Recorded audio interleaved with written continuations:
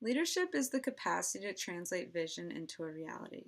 Hey class, my name's Sarah Weeman, and for my independent leadership project, I interviewed Nancy Weeman, the Deputy Administrator for Mental Health Services in Montgomery County, Pennsylvania. Moving to the next slide, I'm going to go over the agenda for this presentation. First, I would like to go over Nancy's leadership experiences. Then, I would like to touch on career highlights, followed by an analysis in which I will take her leadership principles that I obtained from the interview and tie them into the theories and principles we have been studying this semester. I focused on the path goal theory, trait approach, and style approach because I felt it best fit Nancy's style of leadership. After the analysis, I will use what I found to define what I believe is a great leader, and then I will wrap up the presentation with a conclusion. Going to the next slide. Nancy's leadership is influential, and you can feel it from the moment you meet her. She has this aura about her that is indescribable. She can create visions, she influences change, she can motivate those around her to feel her passion. She's dedicated for her work, she's a life learner, and most importantly, she's been extremely innovative in her field. Nancy has transformed the mental health system from an institutionalized system to a recovery-oriented system. This shift allowed for people living and dealing with mental illness, transformation, allowed for people living and dealing with mental illness to receive the opportunity to live independent, free, quality lives, which is something they've never received before. Her vision transformed not only Montgomery County, but transformed the Pennsylvania mental health system.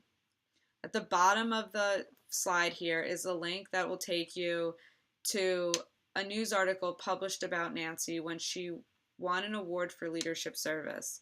I thought it would be really cool if you checked it out, and you might get a chance to get to know her a little bit better. So whenever you want, go ahead and click it, or we can move to the next slide. The next slide is just a timeline of her career and highlights some of the things that she has accomplished. In 1986, she became the Deputy Administrator for Mental Health Services. Back then, her role as a leader was completely different. She was a one-woman team. She had a budget of $6 million, and the mental health system in Montgomery County was the state hospital.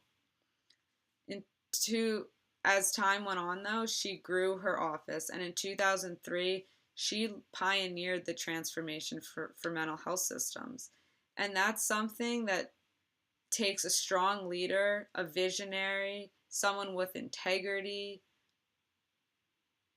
supportive, passionate person to accomplish. Since accomplishing that, she has received multiple leadership awards, and most recently, an award was created in her honor called the Nancy Weeman Leadership and Innovation Award.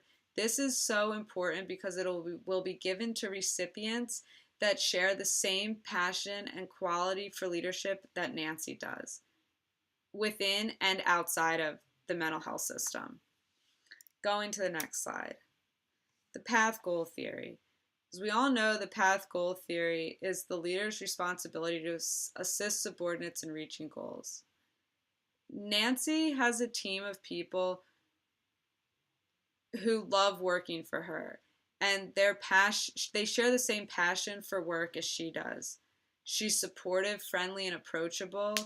She's participative. She invites them to be part of the decision-making process, and she sets high standards and hopes that her staff will be able to manage up, and they do.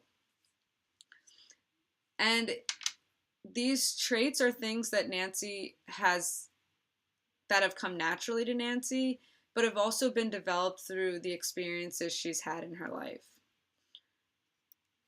And it ties directly in with what we've been studying as to what defines a great leader. Someone who can do all these things is someone who has the ability to lead. Continuing on with the path goal theory. After I interviewed Nancy, I got the opportunity to interview a few of her subordinates. They all said supportive, participative, and achievement when I was discussing her leadership style with them. I didn't even have to mention those words. And that struck me. It stood out. I also received this quote from Pam Howard, which reads, "She has great vision and she can lay out objectives to move toward her vision. She has shown me a path to operationalize what I have hoped to be true about life. That if you have a vision and passion and work hard to make that vision a reality, that big changes are possible. That if you seek out others who share your passion, the change becomes even more possible." And that ties in to the path goal theory and the importance of teamwork and cooperation when setting forth to accomplish visions. Next slide. The trait approach. Leaders all possess personal traits that can affect their perception of leadership. Intelligence, self-confidence, determination, integrity, and social ability are all very, very important. For Nancy, intelligence, social would be educational. She believes education is extremely important and is constantly motivating her employees to keep reading and be confident in their intellect levels. Self-confidence. Just sitting across from Nancy and interviewing her, you can feel her self-motivation and her emotional stability. And those are key to the trait approach and being a good leader. You must be determined to figure out how to achieve your goals. Bottom line. That's it. Integrity is probably the hardest to come by, but honesty, trustworthy, and loyalty are all important to the trait approach and becoming a successful leader. And integrity really ties in to Nancy's ability to lead. Nancy has always had a career in the public sector, and that shows a lot of integrity. Private sector healthcare systems have a lot more money and more capabilities, but Nancy's integrity to the public sector has allowed for her to be a visionary in her field. Next would be social ability. Friendly, agreeable, and outgoing. I learned that from Nancy, social ability is something that can be developed over the course of your life. The more you network, the better and more comfortable you will feel around people. And that also ties into the trait approach and what we have learned in class about social ability and a key concept to being a great leader. The next slide, the style approach. As we've learned, it provides structure for leaders to provide structure for subordinates. There are different magnitudes that this can come by. Authoritative leadership, compliance management is strict management. And that is something that Nancy does not do. She sets visions with her team and allows them to go have trial and error to accomplish their goals. Next slide. I believe that Nancy has team management, and I believe from what we have learned in class and my interview with her that team management might be the most successful leadership. It stimulates participation, it drives motivation, it allows for open-mindedness, it still prioritizes the important deadlines and goals, but it allows for people to really work together and to cooperate. And without cooperation, leaders would fail. So if you are able to make people cooperate and work together, you are a great leader. Moving on to the next slide. Defining a great leader. I asked Nancy to list her top 5 leadership qualities. They were sociable, trustworthy, confident, risk taker, and innovative. All words that I have read in our book and have found to mean or define effective leadership. And then again, this quote by Nancy, there is no perfect style of leadership.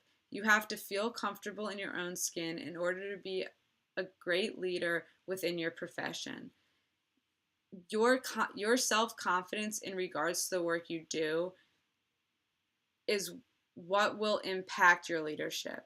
The more you know and the more experiences you have, the better your leadership will become. So yes, you could be born destined to be a great leader, but it takes training and experience, trial and error, and a lot of failures to learn how to be successful and what makes you a great leader. Moving to the next slide. To wrap up this presentation, Nancy, I believe, is a fantastic leader and mentor. Her personal leadership beliefs are the driving force behind change within her organization and community.